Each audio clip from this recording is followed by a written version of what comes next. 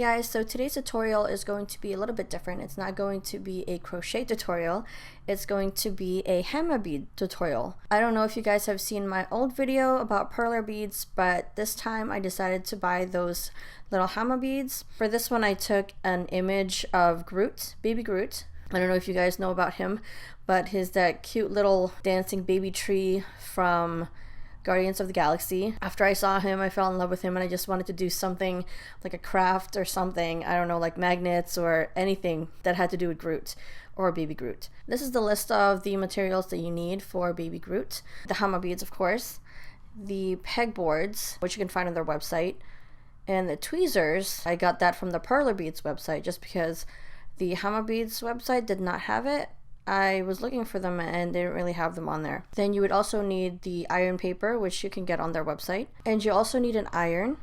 And if you don't want to use your regular iron, just in case you made a mistake, you can buy a mini iron or a smaller iron on Amazon or something like that. And then you also need 2 books. I used 2 books just so I wouldn't ruin the surface of the table. So just a regular book and a heavy book, books that you don't mind kind of ruining just in case you accidentally put the iron on them. So the first thing you're going to do is look up your image. Just make sure you have all the colors that you need.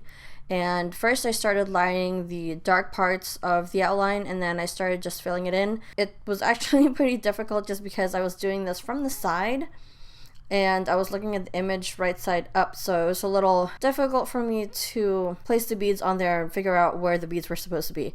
But it should be easier for you guys since you should be seeing it at the same angle and not like me, like a different one. When you pick the colors, make sure you pick multiple browns. I had dark brown, a light brown, and like a medium kind of brown. And when I was looking at the colors, it looked as if I picked the right colors. Some of the colors were a little bit off. I do have the actual image of Groot that I'm following on my website, so you guys can follow that link.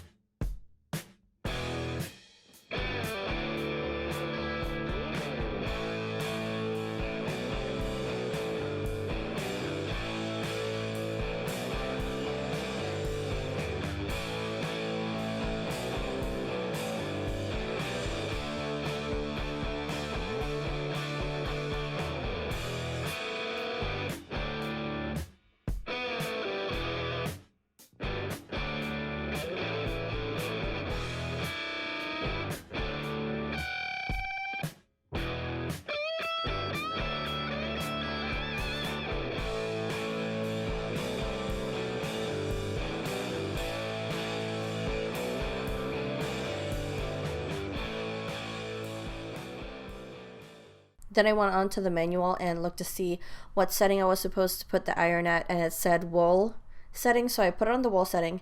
And you only need to iron in circular motions for about 2 to 3 seconds. You really do not need to leave it for longer than that. And it says that when you iron, you're supposed to, well, first of all, put the iron paper on there. When you start seeing the beads through the iron paper, then you're pretty much done. And you're supposed to let it cool on the pegboard. If you wanted to iron more, you can do that if you want to. I actually took it off the pegboard because I left it on there way too long and it was starting to stick just a little bit, so I was kind of worried that I was groaning the pegboard because it was hot. I actually used my tweezers, so if you left it on there for too long, you can use your tweezers to lift it up slowly, let it cool on the iron paper, and once I thought it was just a little bit cooler, I turned it around and then I ironed it again, just because I wanted the holes to be, or not the holes, I wanted the beads to fuse together just a little bit on the front side, just because I like the look better. So the tip is just to try not to heat them too much. Different irons actually have different heat levels, so if you have it on wool and I have it on wool, your iron could be hotter or cooler than mine. So if you didn't want to try Groot first and you wanted to try just a smaller pattern just to see what it was like, you could do that just to see how high your iron has to be. And one last thing you need is a tiny little pot if you want to put this for display. And as you can see, I changed the pattern for the bottom part of my Groot, my baby Groot, just because I wanted to hide this part anyway, and I didn't need to look at the image of the pot at the bottom. So it didn't really matter what the bottom looked like, but I just made it brown and solid colored. You can get anything you want to fill the pot. I used coffee beans just because they smell great. You can actually use beads, or you can use real dirt if you want. So I used coffee beans. So I just put a few in here and then stuck them in there. And then I put just a few more just to make sure he's secure. So that's pretty much it for this tutorial. I hope you guys enjoyed this, and let me know if you want to see more videos like this in the future. And any suggestions about any other crafts would be greatly appreciated. I do have others planned in the future, and hopefully I'll be able to film them even after the baby's born. This has been Golden Jelly Bean. Thank you guys for watching, and I hope you guys are having a good day, and I will talk to you guys later. Bye.